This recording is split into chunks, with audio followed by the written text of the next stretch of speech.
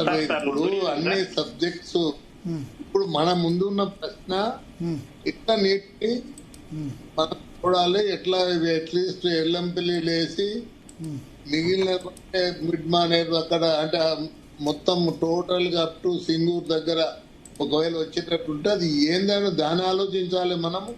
ఇప్పుడు దాంట్లో ఇప్పుడు ఏదైతే డ్యామ్ సేఫ్టీ అథారిటీ ఏదైతే చెప్పిందో వాళ్ళ దగ్గరికి మంత్రిని పంపమనండి, లేకపోతే వాళ్ళ సెక్రటరీనైనా పంపించమనండి. టెంపరీగా ఇప్పుడు మీరు ఎప్పుడు వేసిన నీరు అప్పుడు ఎక్కువ స్టోరేజ్ చేయకుండా మీరు నీటిని అంటే ఇచ్చే అవకాశం అయితే ఉంది కదా. దానికి ఇప్పుడు మీది ఒకసారి ఎల్లంపల్లి పడ్డాక మీదికి వెళ్ళిపోతుంటే దానికి ఏమి ఇబ్బంది ఉండదు కదా ఎవరికి కూడా. ఎందుకు ఈ ఆలోచన ఇవన్నీ చేసి వేరే ఇచ్చిపెట్టి మనం అవి మాట్లాడడం కాదు. ఒక ప్లానింగ్ అనేది ఉండాలి. 2.5 సంవత్సరాలు దాటిపోయింది.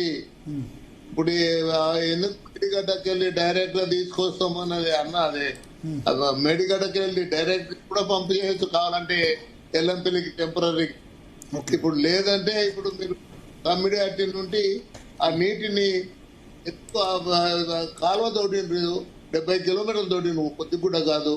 తర్వాత మీకు పైపులు తీసుకొచ్చి ఆడ పడేసిండ్రు, అన్ని తుప్పు పడిపోయినవే దాదాపు. ఇప్పుడు మనం ఒకటండి రైతులకు నీళ్ళు ఎట్లు ఇవ్వాలనే దాన్ని ఆలోచన చేయండి. ఇప్పుడు ఈ పార్టీ ఆ పార్టీ అనేది పార్టీలకు అతీతంగానే నేను మాట్లాడుతున్నా. మీరు రైతులకు నీళ్లు ఇవ్వచ్చు, ఇవ్వదలుచుకుంటే ఎవరు ఇప్పుడు మీరు డ్యామ్ సేఫ్టీ అథారిటీని పిలిపియండి. దాంట్లో కొంత ఎప్పటికప్పుడు వెళ్ళిపోతుంటే దాంట్లో నీళ్ళే ఎప్పుడు ఉండకపోతే ఎందుకు మనకు డేంజర్ ఎట్లా ఉంటుందండి. కాకరే భద్రాచలం దేవుడు దగ్గర పోయి పాదాలకు తగులుతాయి నీళ్లు. ఏం మా ఒకసారి చాలా మంది ఎందుకంటే